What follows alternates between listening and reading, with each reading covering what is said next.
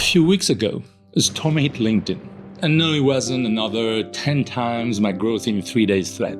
It was a post. One angry client and the fintech giant, Airwallex, being in the hot seat. Now, if you miss it, here's what happened. A client publicly called out Airwallex for freezing his funds, giving them a public bidding across 5 long bullet points, including my personal favorite. You are a disgrace to the financial industry. Ouch, that's bad. Naturally, Airwallex responded because who wouldn't want to defend themselves when their name is being dragged through the mud like that? But here's the twist. That response, it only added fuel to the fire. Why? Because now everyone linked to Airwallex saw it, jump into the comments, and well, let's just say it didn't go in their favor. So let's take a step back.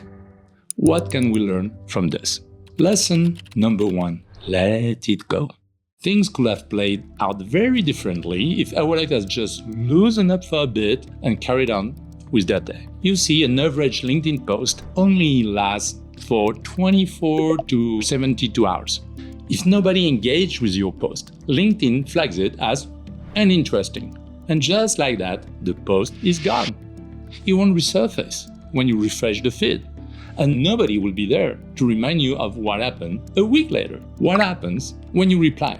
You give the post more visibility, more reach, and a chance at turning everything into one big algorithm party. Your posts get pushed up to the top of the feed, and now everybody is watching. Not what you expected, right? Here's a word of advice. Never reply to negative posts on LinkedIn.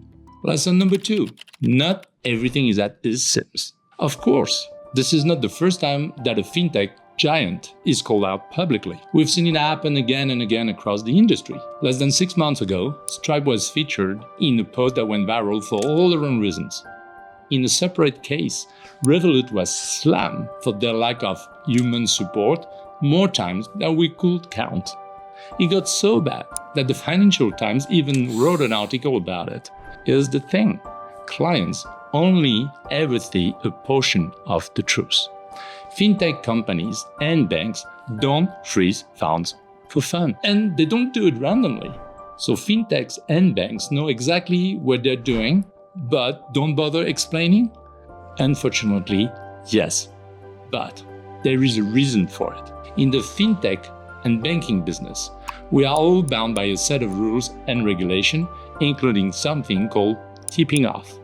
Never heard of the term before?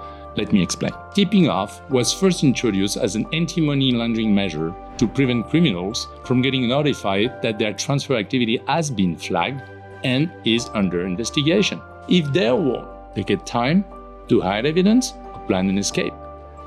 That's why it's illegal for Airwallex banks or any other fintechs to reveal investigation details related to a suspicious transaction. And there are dozens of reasons why a transaction may raise a red flag. Typical example, the name of your payee is the same or is very similar to that of another person already identified for illegal activities. Think drug dealing, terrorism, etc. The payment provider can't tell you anything until the suspicion is cleared. And that can take some time. So no, Airwallex wasn't being careless or lazy when they responded vaguely. That was as much as they were legally allowed to say. The next time you come across post funds or a frozen account, take a step back and reassess the situation, because not everything is as it seems. Lesson number 3, if you can't tell your side, don't try to argue on LinkedIn. The client can say whatever they want. They can stretch the truth, bend it, twist it into a balloon animal.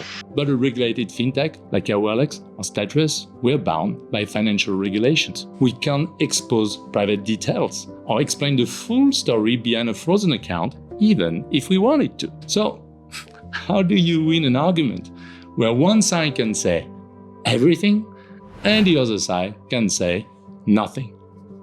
You just don't. I'm not saying that the client was wrong.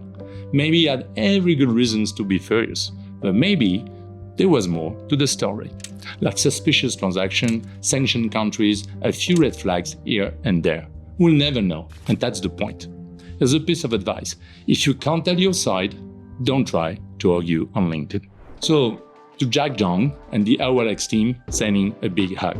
This could happen to any regulated financial institution, including us at Statris. But of course, if you're not happy with Airwallex for valid reasons, you know where to find us.